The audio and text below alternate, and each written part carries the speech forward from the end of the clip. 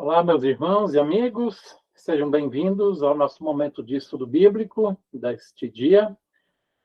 Que Deus abençoe o nosso estudo também, que a gente sempre possa crescer tanto na fé, também no conhecimento da palavra de Deus, e assim também por meio do conhecimento, também na prática da nossa vida cristã. Convido vocês que estão participando do nosso estudo nesse momento ao vivo, e compartilhem também o link com outras pessoas. O link do YouTube é possível compartilhar, no Facebook também, mas o link do Facebook ele vai jogar para dentro do YouTube, né? Então vocês podem compartilhar com outras pessoas, outros grupos também. E também pelo YouTube você pode deixar seus comentários e também as suas perguntas aí no nosso estudo de hoje, ok?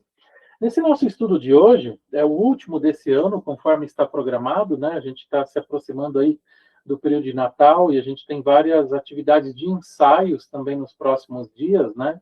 Então, este será o nosso último estudo de 2025 e no próximo ano nós adotaremos algum outro formato também que em breve a gente vai informar também a congregação. Esse nosso estudo de hoje, então, como eu já disse, ele está baseado num livreto, né, da Hora Luterana. Ele traz como título 24/7, ou seja, ele é um livreto que fala especialmente sobre como viver a nossa fé no testemunho do dia a dia, como que a gente pode viver ela 24 horas por dia, os 7 dias da semana. Esse é o tema, né? E o autor, então, desse nosso livro, ele compartilha algumas estratégias, então, né, para viver assim, com o pé no chão, a fé cristã, de forma simples e assim também praticar o evangelismo.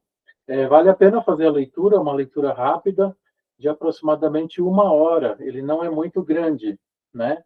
Então ele traz algumas dicas de como viver a nossa fé cristã sempre em testemunho ao próximo, tá bom?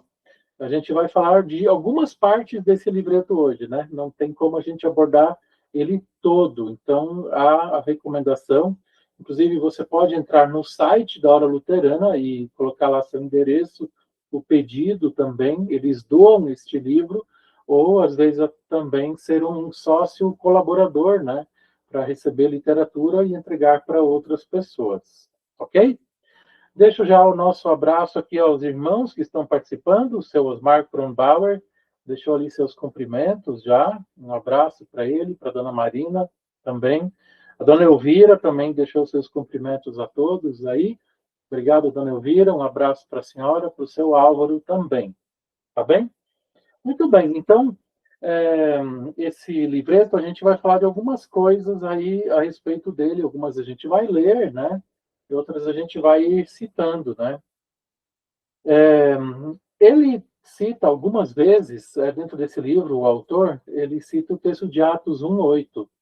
De certa forma, é o que norteia também, vamos dizer assim, a justificativa deste livro, né? Onde nós lemos assim: mas vocês receberão poder ao descer sobre vocês o Espírito Santo, e serão minhas testemunhas, tanto em Jerusalém, como em toda a Judéia e Samaria, e até os confins da terra. Essa foi a missão dada por Jesus Cristo antes da ascensão. 40 dias depois da Páscoa, Jesus subiu ao céu e ele fez essa afirmação, a gente pode dizer assim, ou deu essa missão, né, junto com Mateus 28, que é outro texto que nós vamos ler também daqui a pouco, mas que falam aí a respeito da missão que foi dada à igreja cristã, de fazer discípulos. E então esse livro 24/7, ele é bem pertinente, né? Eu lembrei assim que hoje existe uma discussão entre meios sociais, nas redes sociais de trabalho, né? Discutindo o mundo do trabalho, inclusive falando da jornada, né? Por exemplo, da jornada 8x5 ou 8x6, né? Seria 8 horas por dia durante 5 dias ou durante 6 dias, ou a jornada correta deveria ser de 8 horas por dia durante 4 dias, né? E é um tema assim interessante porque nós estamos assim meio que às vezes ouvindo pessoas falando a respeito, né? Quanto tempo eu deveria trabalhar? E essa ideia do 24/7, ela quer nos mostrar assim, que nós, como cristãos, a gente não tem discussão de não trabalhar. Inclusive, o texto que ele fala sobre nós somos trabalhadores do evangelho, né? A gente vai ver esse termo um pouco mais adiante e essa definição também. Mas aí o autor coloca assim, ó, viver 24/7 não se trata de mudar drasticamente a sua vida, ele coloca, né? Ou seja, não se busca aqui mudar drasticamente a vida da pessoa, tá? Trata-se de deixar Deus ser Deus na rotina da sua vida. E esta vida que você já está vivendo. Ou seja, você com a tua família, teu trabalho, tuas atividades, né? O culto de domingo de manhã, ou eu coloquei entre parênteses, ou sábado à noite, ele coloca domingo de manhã, o autor. Ele coloca assim, o culto do domingo de manhã, então, ou sábado à noite, será para você um refúgio sagrado, onde Jesus perdoa você, o encoraja e dá forças para viver como sacerdote nos próximos 6 dias da semana. Você não acredita? Ele pergunta. E que a transformação comece. Ou seja, muitos cristãos não dão importância, por exemplo, para essa questão do culto semanal, o culto do final de semana, estar presente, né? E o autor coloca assim, ó, nós temos que dar importância para o culto. Primeira coisa da nossa vida. Mas o culto, ele não termina ali, quando termina aquela 1h30 de culto, aproximadamente, semanal, né? Ali você busca, como ele coloca aqui, o refúgio sagrado, onde Jesus perdoa a gente, onde ele encoraja a gente, onde ele dá forças para a gente viver como sacerdote nos próximos dias da semana. Essa palavra sacerdote também está presente, então, aqui dentro do nosso texto, né? De onde que ela surge, essa ideia. E aí o autor, ele fala sobre a ideia de amnésia do estacionamento. O que é a amnésia do estacionamento? Ele cita o seguinte: todos nós que dirigimos, ou às vezes vamos com algum veículo, por exemplo, para um shopping ou um grande supermercado, provavelmente já erramos o local onde nós estacionamos o veículo. E ele cita essa ideia da amnésia do estacionamento, dizendo assim: às vezes você entrou por uma porta no shopping e às vezes a gente sai por outra e não se deu conta. E de repente, uai, agora onde que está o veículo? A gente esqueceu, não encontra tão fácil. Então ele fala da amnésia do estacionamento nesse ponto. Pois bem, mas ele traz essa questão da amnésia do estacionamento para nós como essa ideia assim, tipo assim, da porta da igreja até o estacionamento dos veículos, ainda na área da igreja ou em frente à igreja. A amnésia do estacionamento é essa. Nós muitas vezes saímos do culto e a gente pisou dali para fora, parece que já esquecemos tudo. E a gente deveria, de fato, se concentrar mais em prestarmos atenção naquilo que acontece no momento do culto. Ou seja, o que nós estamos fazendo ali? A gente, de fato, está rendendo o culto a Deus? A gente está estudando a Bíblia? Por exemplo, este momento de estudo bíblico, a gente realmente aproveita ele, a gente estudar a Bíblia, ou a gente inventa várias outras justificativas e fazemos outras coisas, às vezes, ao mesmo tempo, porque vocês estão aí nos lares de vocês, ou no trânsito, ou você vai assistir esse estudo bíblico em algum outro momento, durante algum outro afazer seu. Então, só que terminado, a gente muitas vezes já não lembra o que foi falado. Então é a mesma coisa. O que o pastor falou no último domingo, você lembra? Ou no último sábado, no culto, você lembra? Por exemplo, eu lembro que eu preguei no sábado, aqui no bairro Auer, onde a gente tem a igreja, sobre a questão do tempo de amar, né? Ou seja, agora nós estamos num tempo de amar, dizem alguns, que é o tempo do Natal. E o fato é que a gente sai ali da porta da igreja para fora, o diabo muitas vezes até arranca essa mensagem de nós por algum estresse, alguma tentação, que a gente imediatamente passa, até mesmo ainda dentro da igreja. Então, rapidamente nós esquecemos daquilo que nos é falado. apesar de que a gente não esquece, de fato, assim, onde estacionamos o carro, no pátio da igreja, do lado de fora. Normalmente isso nós lembramos. Então, a amnésia do estacionamento é da porta até meu carro. Eu muitas vezes já esqueci. E aí, o autor, ele traz uma ideia de nós sermos sacerdotes. Mas antes disso, ele também coloca a ideia de pense no emprego dos seus sonhos, né? E é muito interessante essa ideia do emprego dos seus sonhos, né? Ele diz assim, qual que seria o emprego dos teus sonhos? É o emprego onde você tem flexibilidade de horário, você pode chegar e sair em horários que você se planeja, né? É um emprego, precisa ser produtivo, mas você pode fazer isso de alguma outra forma, né? O teu emprego seria um que envolveria viagens, por exemplo, e conhecer novos lugares e pessoas no trabalho mesmo. O seu emprego, pense nele, talvez um emprego que lhe dá bastante liberdade e é um ambiente muito respeitoso também, as pessoas se respeitam bastante, né?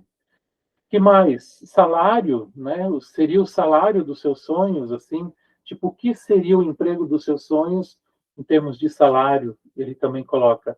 Ou seria aquele emprego que te dá o presente e o futuro garantido, né?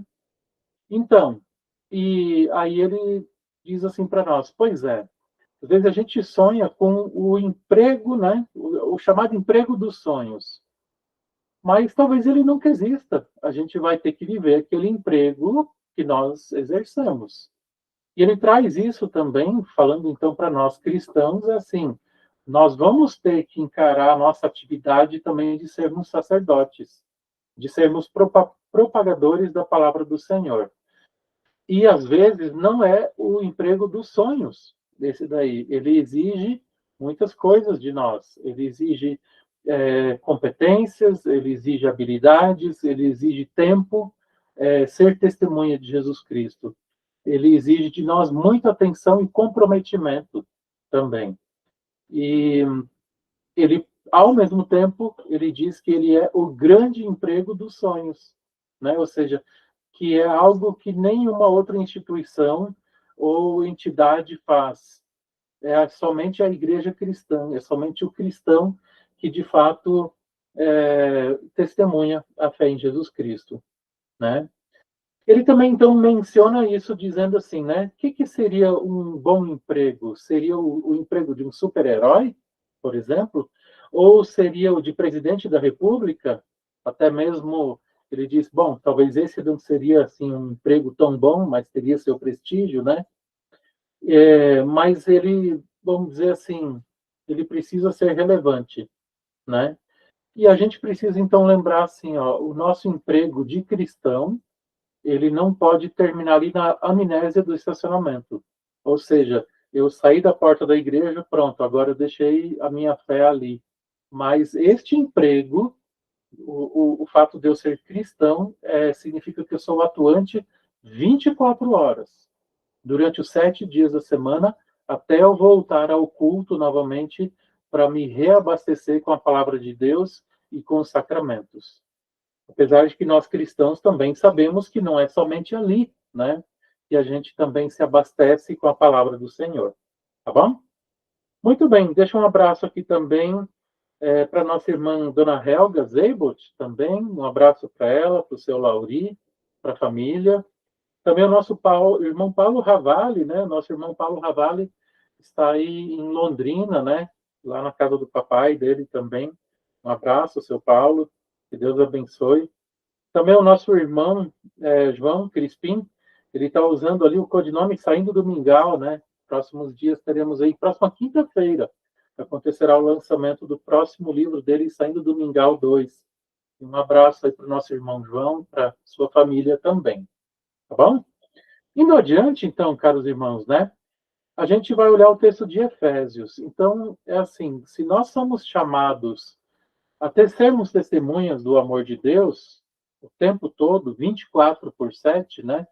24 horas, 7 dias da semana, a gente precisa lembrar disso aqui. Esse texto de Efésios, ele é muito profundo para nós. Paulo escreve assim, ó, ele lhes deu vida. Então vamos lembrar disso sempre. Ele lhes deu vida, quando vocês estavam mortos em suas transgressões e pecados. Então, vamos lembrar. Nós estávamos mortos em nossos pecados, em nossas transgressões, afastados de Deus. E o texto do capítulo 2 de Efésios começa dizendo: ele lhes deu vida. Quer dizer, provém dele.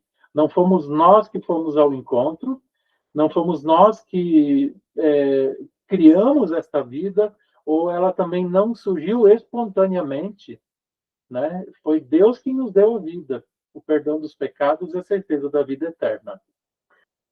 Então, ele vai culminar lá no versículo 10, dizendo: o que eu faço com essa vida agora?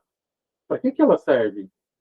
Então, o texto bíblico agora ele vai explicando, ó, mas Deus, sendo rico em misericórdia, por causa do seu grande amor com que nos amou, e estando nós mortos em nossas transgressões, nos deu vida juntamente com Cristo.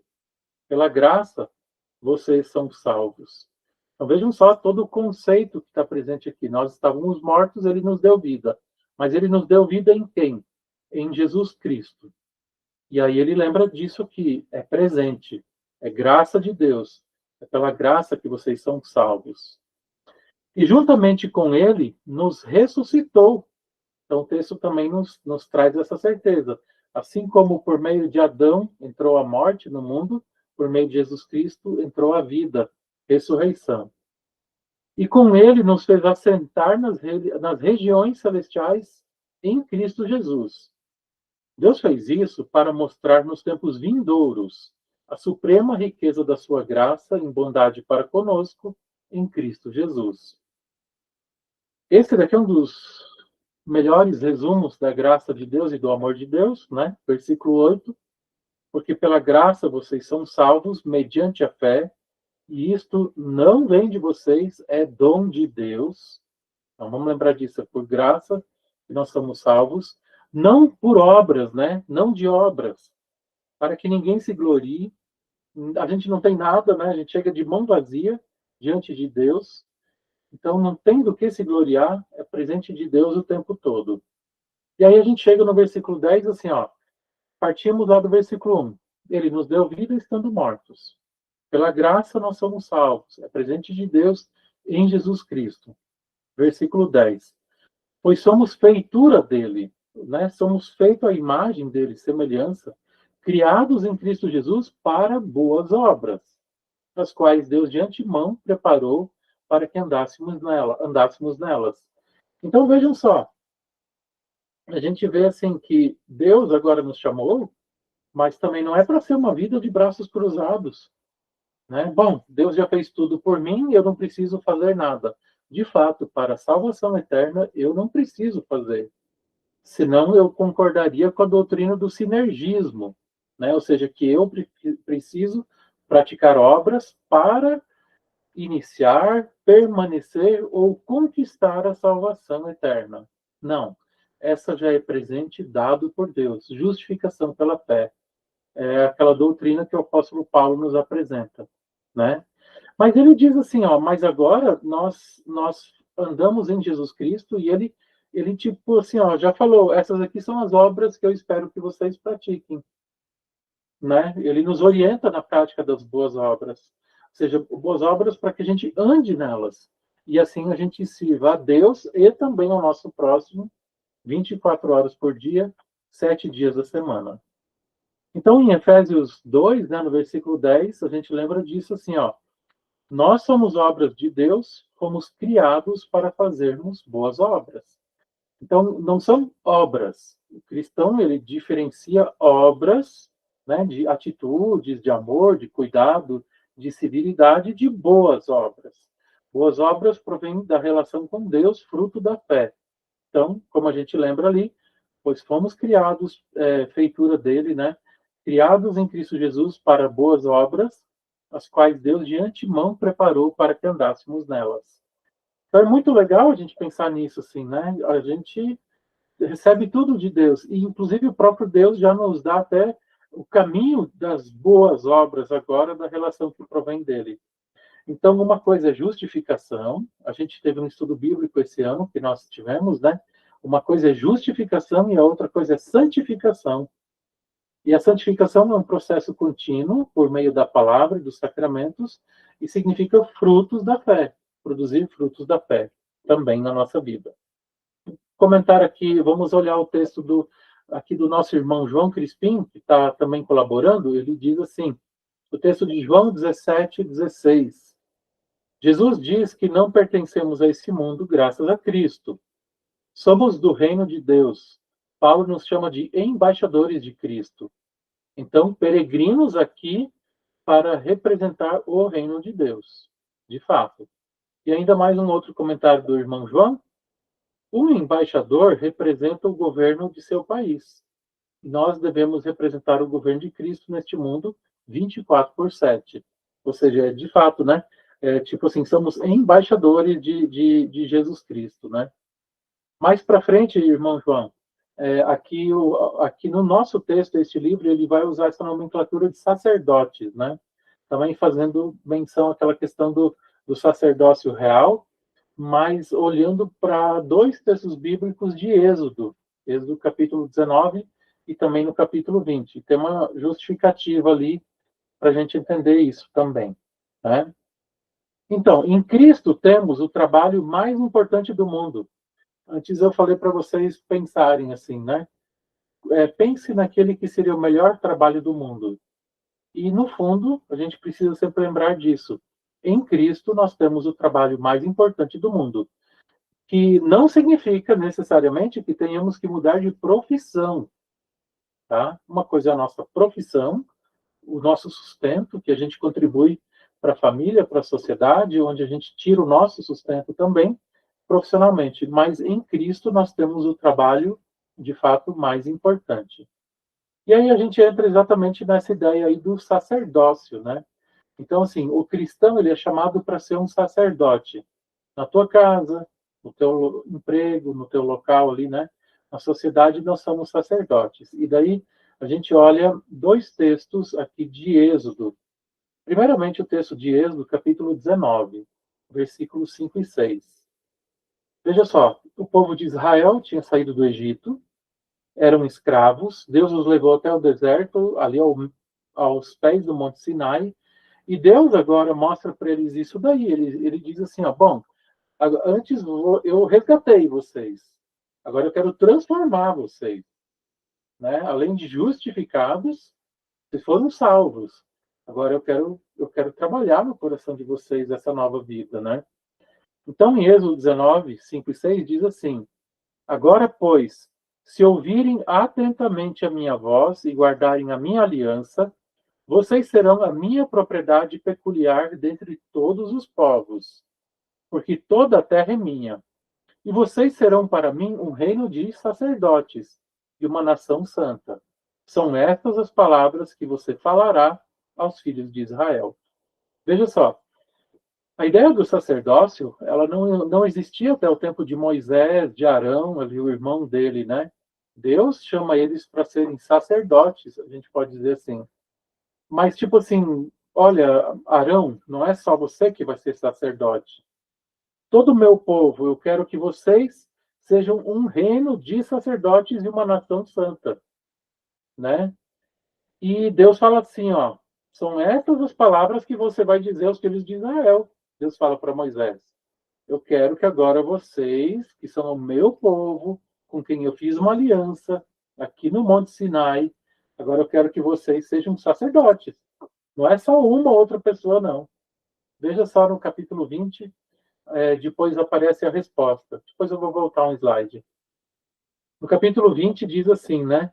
Eles tiveram medo e também responsabilidade diante do sacerdote, do sacerdócio. Por exemplo, ali no capítulo 20, versículos 19 e 20, diz assim, disseram a Moisés, fale-nos você e ouviremos. Porém, não fale Deus conosco, para que não morramos. Tipo, eles ficaram com medo da função, com medo de Deus. Tipo, não, Moisés, faz você esse papel de sacerdote, né? Não deixa a gente com essa função, não. de trazer, de estar diante de Deus, mas também, ao mesmo tempo, de trazer para as pessoas, para o povo, essa palavra de Deus. Faça você, fale-nos você. Moisés respondeu ao povo: não tenham medo. Olha só que interessante. Deus veio para provar vocês e para que o seu temor esteja diante de vocês, a fim de que não pequem. Tipo assim, ó, não fiquem com medo da função de ser sacerdote. E Deus veio para provar vocês, o seu temor, a vossa confiança em Deus também. E aí no nosso livro é trazido essa definição aqui, né? O que é um ofício de sacerdotes, né? Sacerdote significa representar o Deus Todo-Poderoso, fazendo conhecidos os caminhos dele para um mundo que pertence a ele, mas não o conhece. Ah, então, interessante essa definição, né? O que um sacerdote faz? Nosso irmão colocou ali o irmão João, né? Nós somos embaixadores, né? Somos representantes de Deus, né? E aqui ele coloca assim, ó, nós somos sacerdotes. Para quê? Para fazer conhecido esse Deus Todo-Poderoso, os caminhos dele, num mundo que pertence a ele, só que não o conhece. E ainda também, defender os interesses e necessidades das pessoas em volta, levando-as ao trono de Deus. Então, esse é o papel do sacerdote. O sacerdote tinha essa função de defender os interesses e as necessidades das pessoas e levar elas até o rei, como o irmão João colocou ali, sendo uma espécie de um embaixador. O embaixador, ele também traz as necessidades das pessoas de um determinado povo, país, de uma região, para o seu governo, né? E diz, olha, estão precisando disso aqui, ó, vai ter uma guerra, estão passando por um momento de epidemia, alguma coisa, e o embaixador faz isso. E ele diz, sacerdote faz isso, né? Ele mostra, revela quem é Deus, mas ao mesmo tempo ele diante de Deus ele traz os pedidos e os anseios do povo. Então indo adiante, né? Deus fala assim para aquele povo de Israel ali: não tenham medo de assumir esse sacerdócio. Eu vou estar com vocês e eu quero falar para vocês ao vosso coração. E aí a gente lembra também assim, ó, que ter o título de sacerdote é uma coisa e viver de acordo com as atribuições do cargo é outra. Muitas pessoas têm título de sacerdote hoje, né? Sacerdócio pode ser um pastorado. No passado, muitas pessoas já foram sacerdotes. A Bíblia menciona sacerdotes, mas tinha um título, muitas vezes só, título de sacerdote.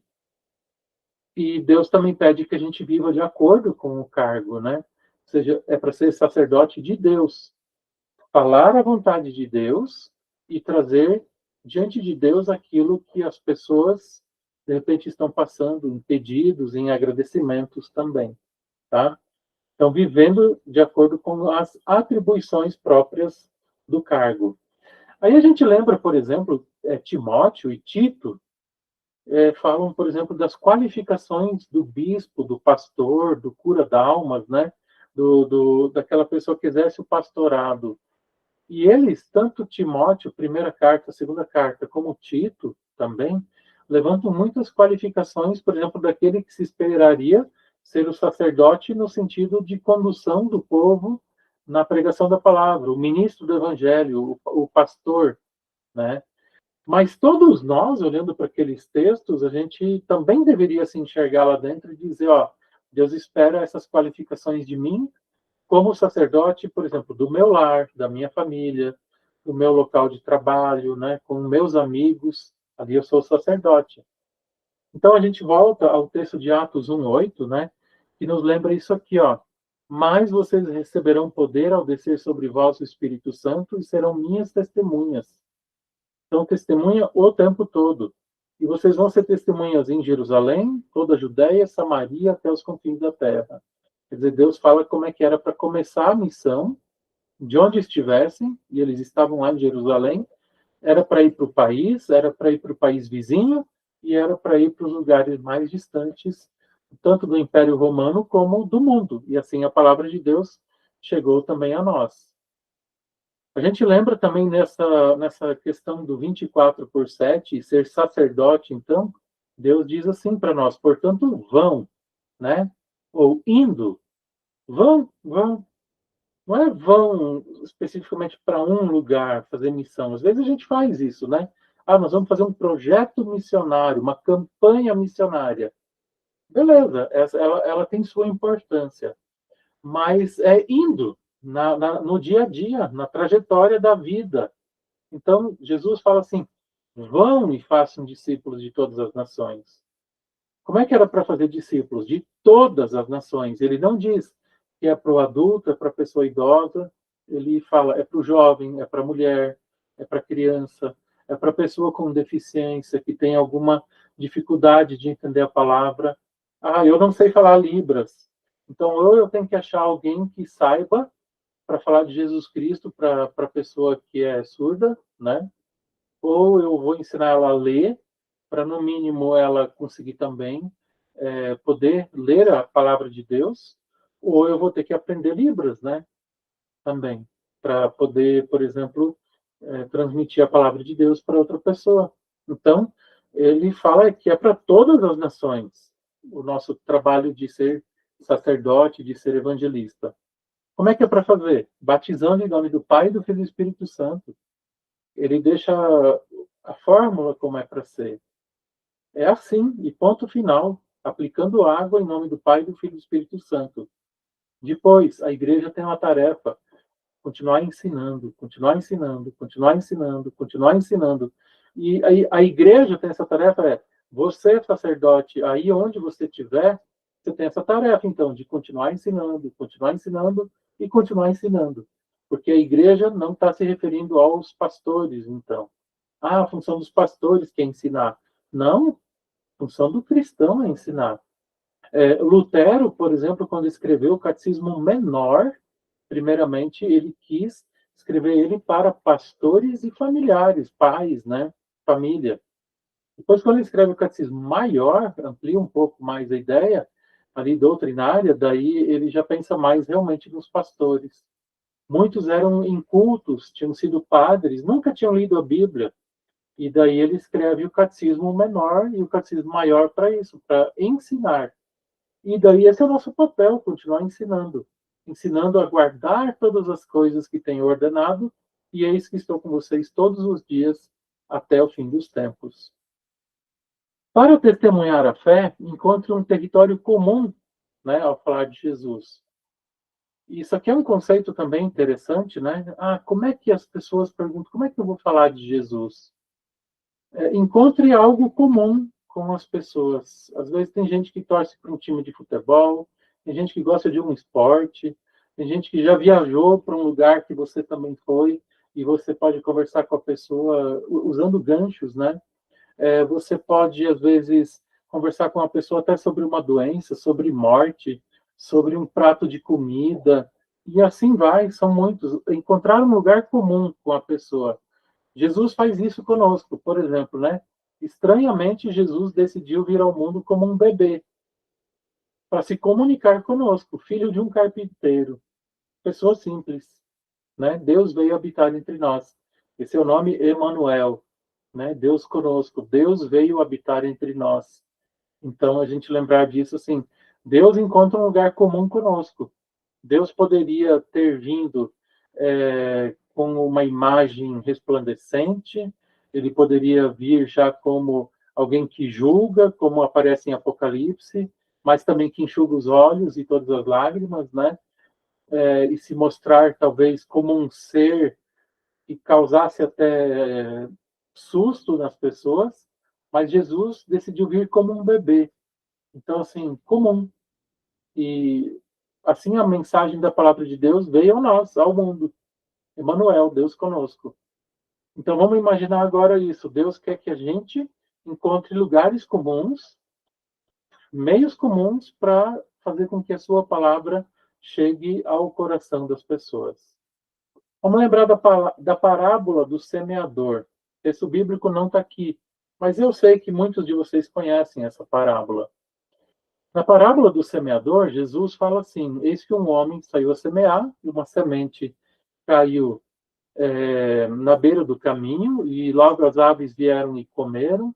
Outra caiu entre pedras, né? e germinaram, mas porque era pedra, não conseguiram fincar raízes e se fortalecer.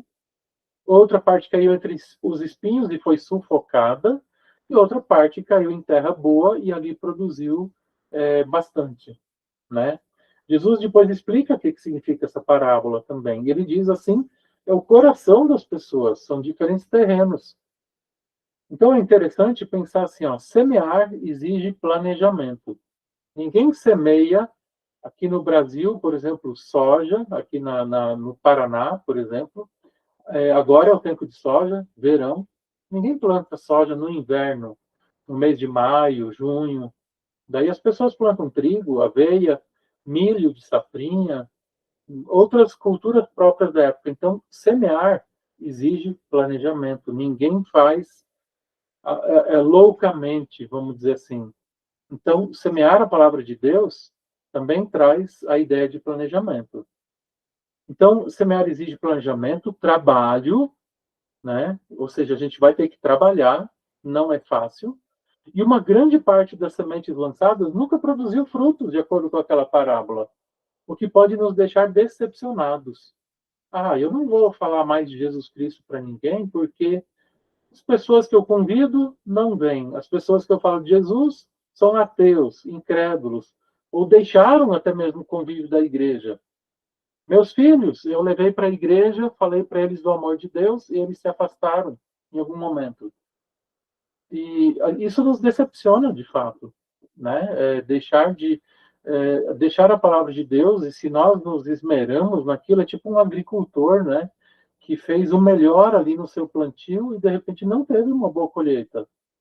E nem tudo foi culpa dele, às vezes também, mas requer dele planejamento, trabalho, né? E ele precisa lançar as sementes, precisa ter o cuidado depois também. Diante das decepções, a gente também precisa lembrar assim, ó, Jesus não sugere que fiquemos de braços cruzados. Ele disse, tem semente que vai cair em terra boa e vai produzir, e tem semente que não vai produzir nada. E dos 4 exemplos que Jesus cita, só um produz semente, os outros 3 não. Né? Os outros 3, logo as aves levaram, ou cresceu no meio das pedras e morreu logo, quando veio o sol, ou cresceu entre as plantas daninhas, né? Os insos, ou a juquira, como diz o paraense, e o mato não deixou produzir, sufocou. Então, a gente não deve olhar para os empecilhos de viver o nosso sacerdócio, né? Ou seja, as dificuldades. Deus nos chama para a gente viver e testemunhar, vivermos com alegria, 24/7, né? Muito bem. Temos aí o Guilherme Pires participando também. Um abraço, meu irmão. Que Deus abençoe também a você, cada dia. Vamos adiante? Então, se você puder, comece dizendo assim, ó. Meu propósito na Terra é usar tudo o que eu tenho, tudo o que eu sou, para servir ao meu Deus, servindo aos outros como um sacerdote, onde Deus quer que eu esteja. Então você está no caminho certo para viver 24/7. Mas, por favor, entenda a razão de tudo isso. Não se trata de servir a Deus pelo bem de Deus. Como alguém disse, Deus não precisa das suas boas obras. Quem precisa delas é o seu próximo. Então, de acordo com o autor, né, desse pequeno librete, né, viver 24/7 é um jeito de viver, uma postura ou atitude em favor de um mundo ao nosso redor que está ferido, que ainda está afastado de Deus. E é também para o seu próprio bem, ou seja, para o nosso próprio. É viver da maneira para a qual você foi criado. Ou seja, você recebeu vida de Jesus Cristo. Viva essa vida em serviço a Deus, ao próximo, mas até para o seu bem. Por quê? Porque tem a ver com a sua relação com Deus. E como mencionamos antes, você foi recriado para ser um sacerdote 24 horas por dia e não se sentirá bem enquanto não viver assim. Mas não se trata de uma coisa que você tem de fazer. É, na verdade, algo que você vai acabar espontaneamente fazendo. Ou seja, é fruto da fé, né, o testemunho.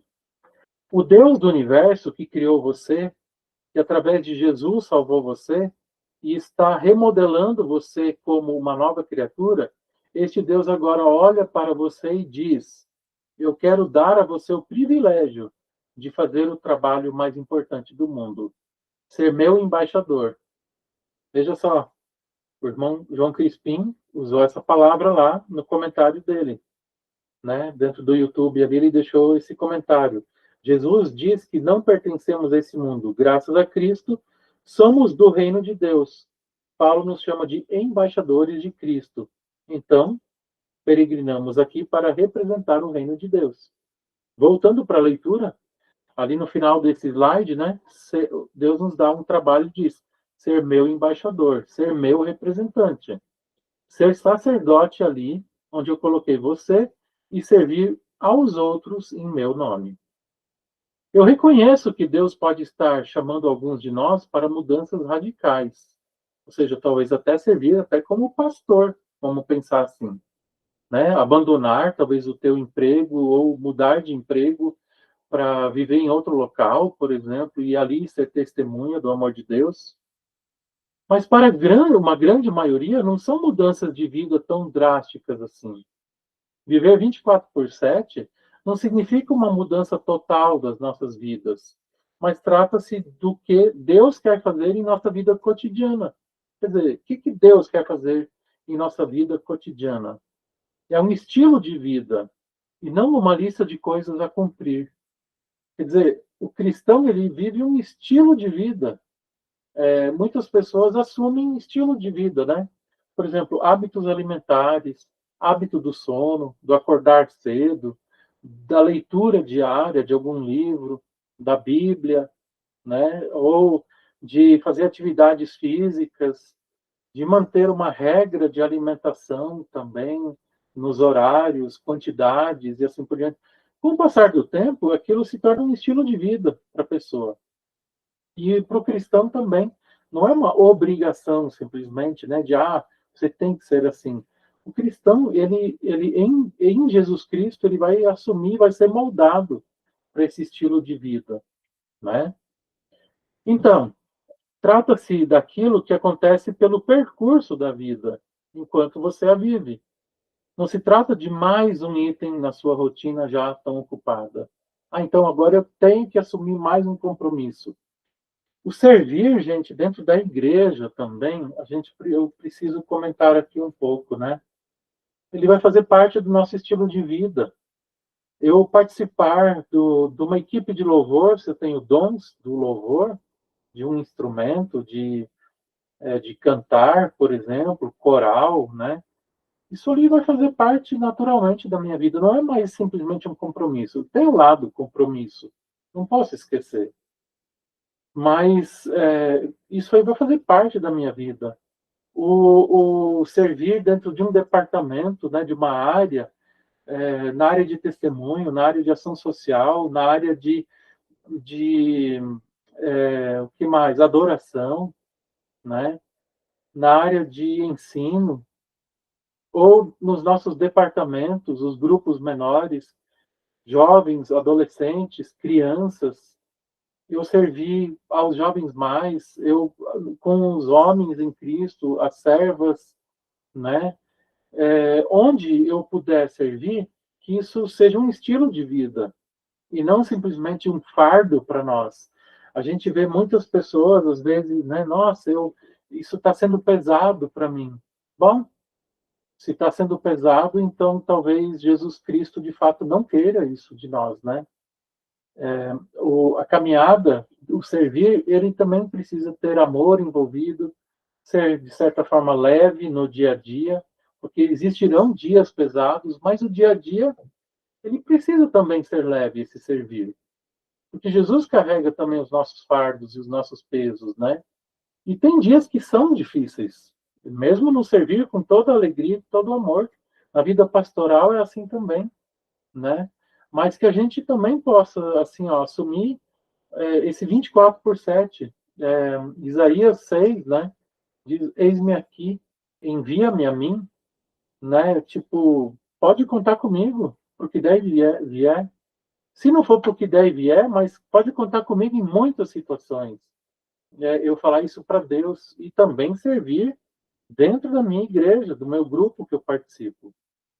Quando você começa a assumir esse chamado sagrado, né, ou seja, este sagrado privilégio, né, de ser sacerdote real, você até mesmo vai mudar a maneira como você vê aquela hora do domingo, por exemplo, a do culto ou do sábado à noite. A expressão da sua vida cristã não será mais somente o horário do culto também, né? Nossa, ali sim eu recarrego, eu recebo perdão e tudo mais. Mas ali vai ser uma parte da vida vivida entre um culto e outro, né? Eu, final de semana, preciso ter na minha agenda, não é perda de tempo, é refrigério isso daí, é estar junto com os irmãos, participar da Santa Ceia é um privilégio, né? Então, eu estar ali em comunhão com Cristo e com os irmãos, né? E entre um culto e outro, eu vivo a vida cristã em testemunho. Ao contrário, então, né? O culto do domingo de manhã ou sábado à noite será para você um refúgio sagrado, onde Jesus perdoa você, o encoraje e dá forças para viver como seu sacerdote nos próximos 6 dias da semana. Você não acredita nisso? Experimente. A gente deveria experimentar mais, ser assíduo, ter o hábito de estar, né? E a gente às vezes chega ao ponto de dizer, poxa, esse final de semana eu não fui para a igreja e está faltando alguma coisa. É como aquela pessoa que tem o hábito de correr todos os dias e se ela deixa um dia de correr, parece que está faltando alguma coisa, né? Assim, o dia fica meio estranho, meio azedo, às vezes a pessoa fica até estressada, né? Então, comece, né? Veja a transformação também. E vá para o mundo e comece a viver 24/7. Ou seja, viva a tua vida no dia a dia também. Certo? Beleza. Vou finalizar aqui. O nosso livro ele ainda traz mais algumas ideias. É um livrinho que nós temos na igreja, se não me engano, ali naquele expositor, no templo, também. Ele, lá no final, caros irmãos, ele dá também 15 ideias práticas para você começar a viver 24/7, né? Então, aqui tem algumas, tá? Por exemplo, vou ler duas. Planeje com a família uma viagem para alguma cidade e faça um trabalho voluntário em alguma organização cristã. Tem muitas organizações cristãs. Aplicar seu tempo servindo será algo significativo para a sua vida. E você também aprenderá muitas coisas que o ajudarão quando voltar para casa. É uma, é uma aplicação prática. Por exemplo, mais uma aqui. Conecte-se regularmente com organizações que possam encorajar você a viver 24/7, testemunhando a sua fé em Jesus Cristo. E aí ele coloca, por exemplo, o próprio trabalho, o autor coloca da Hora Luterana. Conecte-se com o trabalho da Hora Luterana, né? Por exemplo, veja o que você pode fazer, servir também a Hora Luterana. Ela não só produz materiais, 5 minutos com Jesus e livretos, mas ela tem muitas oportunidades de servir a Jesus Cristo. Às vezes a gente desconhece, né? Então, vale a pena fazer a leitura e pensar nisso. A vida do cristão é 24/7, é um hábito, tá ali, é presente o tempo todo. Tá bom? Que Deus nos abençoe, caros irmãos, que a gente sempre possa viver essa nova vida. Jesus Cristo já nos tirou da morte. Nós estávamos mortos em nossos delitos e pecados, e em Cristo nós temos nova vida. E pela graça somos salvos, e agora Deus coloca diante de nós as boas obras, né? Ou seja, frutos da fé, para que a gente possa sempre testemunhar o seu amor a cada dia. Amém, meus irmãos. Vou falar um pouco da nossa agenda para essa semana e também para o mês aí de dezembro, programações que nós temos, né? Neste final de semana, depois de amanhã, sábado, a gente tem culto na nossa congregação, 7h30 da noite. Domingo pela manhã também, sempre nós temos culto, às 9h30 da manhã, né, teremos o nosso culto. Estamos tendo ensaios aí do período de Natal e tudo mais, porém agora neste domingo também, após o culto da manhã, teremos Assembleia Geral dos membros votantes da congregação. Então, a pauta e os assuntos tratados já estão sendo divulgados, a convocação já aconteceu conforme regimento há alguns dias, e é importante que a gente participe. Então, venha com o café da manhã reforçado no próximo domingo, porque vai começar no culto às 9h30 e provavelmente nós iremos embora somente lá por 1h da tarde, porque sempre temos bastante assuntos e importantes a serem tratados da vida da igreja. Estar na Assembleia é importante.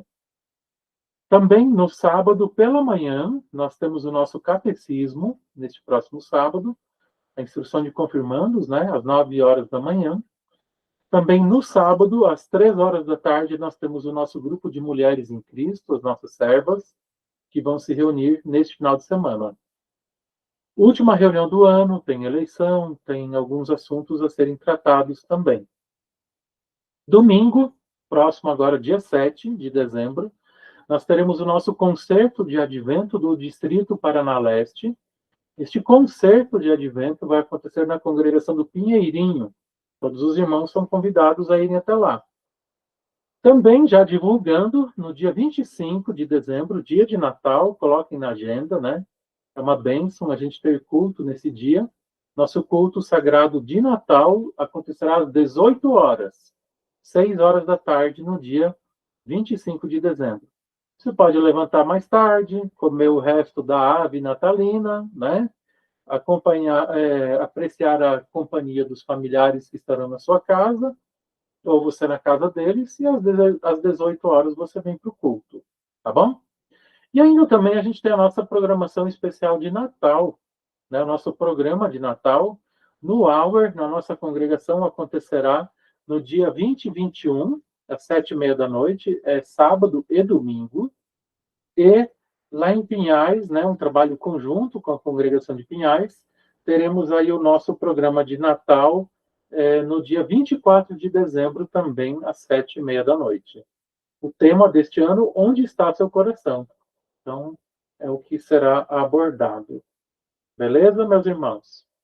Nesse momento eu convido vocês todos a orarmos e a palavra de Deus sempre possa estar aí ricamente enraizada no nosso coração. Senhor nosso Deus, obrigado. Obrigado, Senhor, pela tua palavra e também, Senhor Deus, porque tu nos tiraste da morte, nos dando plena vida em Jesus Cristo. Obrigado, Senhor Deus, porque também nos orientas a vivermos esta nova vida. Não estamos perdidos. Tu, Senhor Deus, desejas nos orientar, nos apontar o caminho a seguir e também, Senhor Deus, assim sermos testemunhas do teu amor. Ajuda-nos, Senhor Deus, a entendermos a tua palavra, a tua orientação. Perdoa, Senhor Deus, as vezes que nós nos desviamos dos teus caminhos e não estamos indo por todo mundo e pregando o evangelho. Muitas vezes estamos indo e dando mau testemunho. Por isso, Senhor Deus, nos perdoa. E ajuda-nos, Senhor Deus, a viver essa nova vida, testemunhando o teu amor. 24 horas por dia, nos 7 dias da semana, de um culto a outro. E nós, Senhor Deus, aproveitemos as oportunidades de sermos fortalecidos na palavra, no teu amor, mas também, Senhor Deus, as oportunidades que tu nos colocas para testemunharmos essa nova vida que temos em ti. Abençoa, Senhor Deus, esse período de Natal, que a gente lembra que Jesus Cristo veio ao mundo e se tornou comum.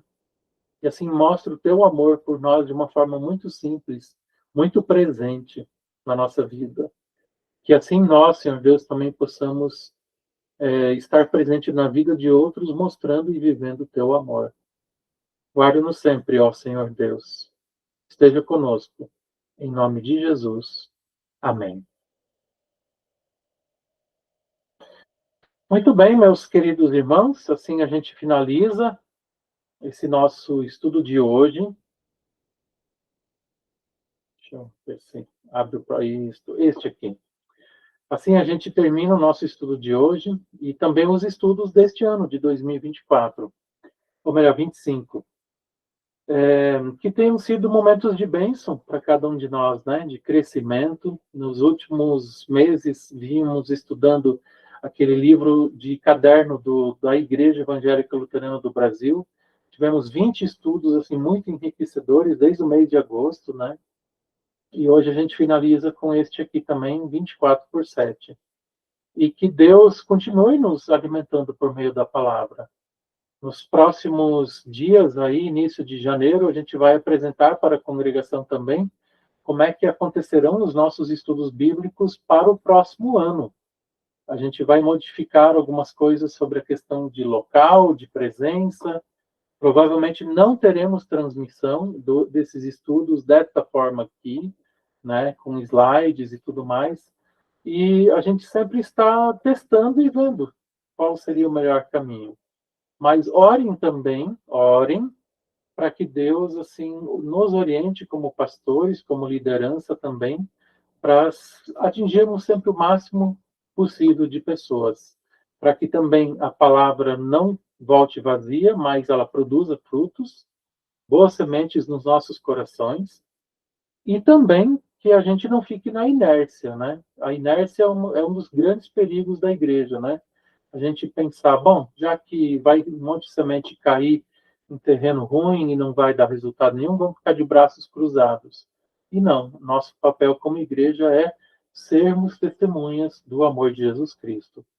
E a gente pode cair nesse perigo, às vezes, de nem estarmos estudando a palavra e, às vezes, ainda ficarmos de braços cruzados e até criticarmos quando há alguma iniciativa. Então, orem muito, sim, estudem a palavra, vamos sempre continuar firmes, nos alimentando em Jesus Cristo. Deus os abençoe e guarde. Um abraço e uma boa noite a todos.